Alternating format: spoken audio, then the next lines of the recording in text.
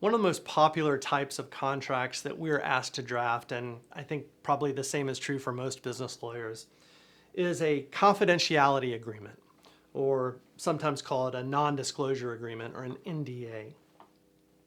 There's a couple of popular misconceptions about NDAs that I want to address. And the first one is that a non-disclosure agreement is just a bunch of standard boilerplate language that you can use in any situation. Nothing can be further from the truth. Every non-disclosure agreement should be correctly customized and tailored for the situation in which it is going to be used. For example, we need to first understand whether all parties to this confidentiality agreement are going to be disclosing confidential information, or is it really just one party disclosing confidential information to the other?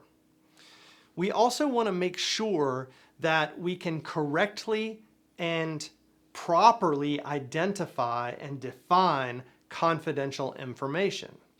Another popular misconception is that non-disclosure agreements aren't enforceable. One reason for that is a lot of times drafting a confidentiality agreement will involve inserting a definition of confidential information that is far too broad.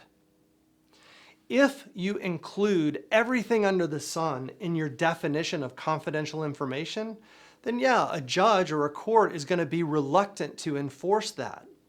You need to be specific and really think about, okay, what exactly is the valuable confidential information that we're seeking to protect with this document? And then you define that within the agreement in a narrow way to improve the likelihood that this agreement will be enforceable. So my advice to anyone who is considering having a non-disclosure agreement drafted is, number one, make sure it is customized for your unique situation, and number two, make sure that confidential information is defined properly within the agreement.